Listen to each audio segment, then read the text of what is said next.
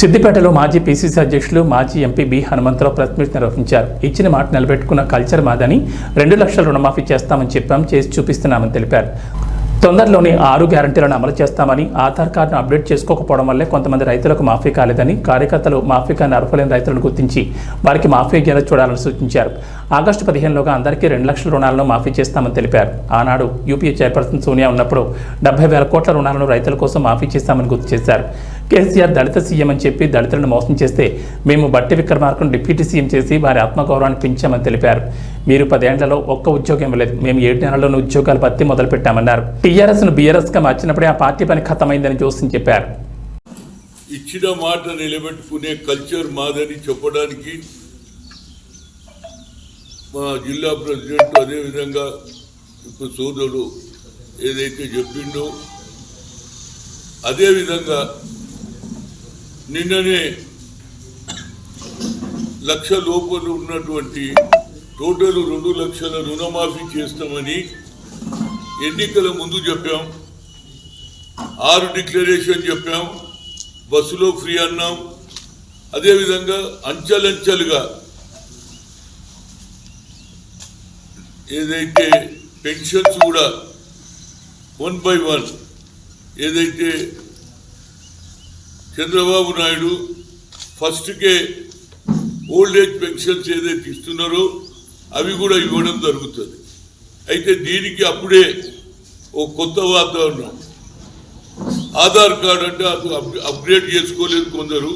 దానివల్ల వీళ్ళేం చెప్తున్నారంటే అయ్యో 4-10 మందికే ఇచ్చారు, రైతులకు ఇంకోళ్ళకి ఇవ్వలేదు.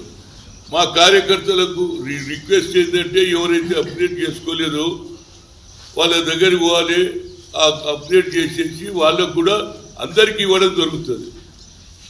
15th ఆగస్టు లోపల మిగతా వాళ్ళకు కూడా ఇస్తామని నిన్న ముఖ్యమంత్రి గారు అదేవిధంగా బట్టి విక్రమార్క కూడా చెప్పడం జరిగింది. నేను అనేది ఏంటంటే ఇది మా కొత్తది కాదు. ఆనాడు యూపీఏ ప్రభుత్వం ఉన్నప్పుడు సోనియా గాంధీ గారు ఎప్పుడైతే యూపీఏ చైర్పర్సన్గా మన్మోహన్ సింగ్ గారు ఈ దేశానికి ప్రధానమంత్రి కాగానే 70,000 crores యావత్ భారతదేశంలో అందరికీ 2 లక్షల రుణమాఫీ చేశాం. ఇది మా కల్చర్.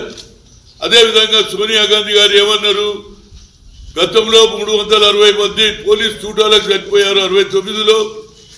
రాను రాను ఆ కోపం, ఆ బాధ, మాకు అన్యాయం జరుగుతున్నది, మాకు న్యాయం జరగాలంటే తెలంగాణ సెపరేట్ కావాలని ఉద్యమం నడుస్తూనే ఉంది. ఆ తర్వాత పోలీస్ చూటాలు పోయి ప్రాణహాని కూడా చేసుకుంటున్నారు. శ్రీకాంతాచార్య అనే స్టూడెంట్ కూడా ఏది పెట్రోల్ పోసుకొని చనిపోయి, ఈ విధంగా అన్ని దగ్గర స్టూడెంట్లు అందరు కూడా చనిపోతూ ఉంటే సోనియా గాంధీ గారు ఒక మాట అన్నారు, నేను ఈయన ప్రభుత్వానికి వస్తే తప్పనిసరిగా ఏదైతే తెలంగాణ ఇచ్చి తీరుతా. హైదరాబాద్లో బాగా డెవలప్మెంట్ అయింది, ఆంధ్ర వాళ్ళందరూ మేము ఎక్కడ పోవాలని కోపం మీద ఉంటారు. కానీ ఆంధ్రలో డివిజన్ అయిపోయిన తర్వాత మాకు ఎలాంటి న్యాయం జరగదు కాబట్టి మేము తప్పనిసరిగా వ్యతిరేకం చేస్తారు. కాంగ్రెస్ అన్నా మీరు చేస్తే చేయండి, కానీ నేను ఇచ్చిన మాట నిలబెట్టుకుంటానని ఇచ్చిందా లేదా? అదే ప్రకారంగా తుక్కుగూడలో ఎలక్షన్ ముందు 6 గ్యారెంటీలు చెప్పాం, అంచెలంచెలుగా అది కూడా మేము పూర్తి చేస్తాం. దీనికి మాటికి మీరేం చెయ్యరు, మీరేం చెయ్యరు, మీరేం చేసిర్రా బాబు? కేసీఆర్ ఏమన్నాడు, అమ్మా తెలంగాణ ఇస్తే చాలు, నాకు నీ కాలు కడిగి నెత్తి మీద పోసుకుంటా అన్నాడు. నేను ముఖ్యమంత్రి కాను, ఒక హరిజన్ ముఖ్యమంత్రి అన్నాడు, కానీ అది కూడా చేయలే. అదే మేము చూడు, మా కల్చర్ చూడు, అపోజిషన్ లీడర్గా బట్టి విక్రమార్కన్ చేసిన నేను చెప్పాను వేణుగోపాల్ గారికి, sir he has promise to make him as a chief minister for SC, but he could not do it. At least we are not coming in power, let them you can do it as a CLP leader అన్న. అది మా culture. అయితే నేను అనేది ఇంటికో ఉద్యోగం ఇవ్వలే, మీరు 2 bedroom కూడా సరిగ్గా ఇవ్వలేదు, కట్టినాన్ని పేర్లు చెప్పిండ్రు, చాలా మందికి ఇవ్వలే. ఉద్యోగ వృత్తి ఇస్తున్నారు, అది కూడా ఇవ్వలే. మేము మీరు 10 ఏళ్ళ నుండి ఏం చేయలేదు. కాగోలం 5-7 నెలలు జరగగానే అప్పుడే లొల్లి పెడతా ఉన్నారు రోజు టీవీలలో పేపర్లలో. అరే మీ పార్టీ నిజంగా కరెక్ట్గా ఉంటే మీ నాయకత్వం మీద విశ్వాసం ఉంటే ఎందుకు వస్తారు మా దగ్గరికి? ఇక్కడ ఏమి లేదు. ఎందుకంటే ఎప్పుడైతే టీఆర్ఎస్ బీఆర్ఎస్ చేసిండు అప్పుడే సగం కథం. ఇక మిగతా కథం ఎప్పుడైంది? అప్కి కిసాన్ కి సర్కార్ అని మహారాష్ట్ర పోతాడు. ఏమి అన్యాయంరా బాబు. అక్కడ ఉన్న రైతులకు ఇస్తావు, పంజాబ్లో పోయి ఇస్తావు సచ్చిన వాళ్ళకు, బీహార్లో పోయి ఇస్తావు సచ్చిన వాళ్ళకు. మరి ఈడెందుకు ఇవ్వలేదురా బాబు? ఇది 2వ తప్పు. ఇక 3వ తప్పు నీకు తెలుసు. తొందరగా ఎవడే కానీ ప్రాజెక్టు కడితే ఒక మామూలు ఇల్లు కట్టుకున్నా భూమిలో రాయున్నదా, నీళ్లున్నాయా, ఎవడన్నా ఇల్లు కట్టుకుంటాడు లోపల చూస్తాడా లేదా? ఇంత పెద్ద డ్యామ్ కడుతున్నప్పుడు ఏమి తెలియకుండా కింద నీళ్లున్నాయా, రాయి ఉన్నదా, గుట్ట ఉన్నదా, భూమి చూడకుండా కట్టేస్తే ఇవాళ ఏమైంది? ఏదో ఒకటి కూలిపోతుంది కానీ అట్లా కూలలే, ఇట్లా ఇట్లా ఇట్లా కిందికి పోయింది. అరే ఇది ఎక్కడ పని చేద్దాం పోయి లోపలికి పోతా అదరా పోయి అంటే వాళ్ళు ఏమి తొందర కట్టించిన పేరు తెచ్చుకోవడానికి చూసిర్రు. ఇవన్నీ వల్ల ప్రజలలో ఇంకో పక్క ప్రగతి భవన్ కట్టించినావు. ప్రగతి భవన్లో నువ్వు ఎప్పుడన్నా రానిచ్చినావు మనుషులను?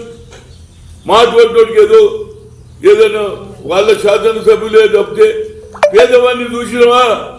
వాడేదో అప్పుగా పాలైందయా, నా భూమి వేరే సర్వే నెంబర్ చేసుకున్నాడా, నా పిల్లలు ఏం కావాలని చెప్పేందుకు కాగితం తీసుకునేటోడే లేడు. అదేవిధంగా సెక్రటరియట్ కట్టించిన అందరూ కూడా ఎవరి పోనీయలే. ఇవాళ ప్రజలు సంతోషంగా అరే అట్లీస్ట్ మేము పోతే కాగితం తీసుకునేటోళ్ళు ఉన్నారు. కాంగ్రెస్ పార్టీ మా బాధ చెప్పుకుంటే ఇంటున్నారు అంటున్నారు. అందుగురించి ఇవాళ అందరూ కూడా వేవ్ స్టార్ట్ అయింది కనుక వాళ్ళ కొట్టే request, what mistake you have done during you're in power, ఆ మిస్టేక్ తెలుసుకోరా బాబు. ఎంతసేపు అని మమ్మల్ని అంటారేమిరా బాబు? మేమేదో పైసలు ఇచ్చి మేమెందుకు కొట్టాం రా? వద్దంటే వస్తావా? రాత్రి కూడా పోతే అమ్మదరా నాకెవరు చేయడం, ఎందుకంటే నేను పక్క కాంగ్రెస్, నా దగ్గర అవతల కూడా రాడు కదా, కొందరికి చేసుకుంటూ నేను కూడా వచ్చేస్తా నేను చెప్పే అంటున్నారా లేదా? మీ అంత మేమంటే డబ్బులు తీసుకోలే. మరి ఆ ఆలోచన అప్పుడు కూడా ఉండాలి కదా. 2019లో మా వాళ్ళు 12 మంది ఉంటే 19 మంది ఉంటే 12 మందిని తీసుకున్నావా లేదా? అప్పుడు జ్ఞాపకం రాలేదా?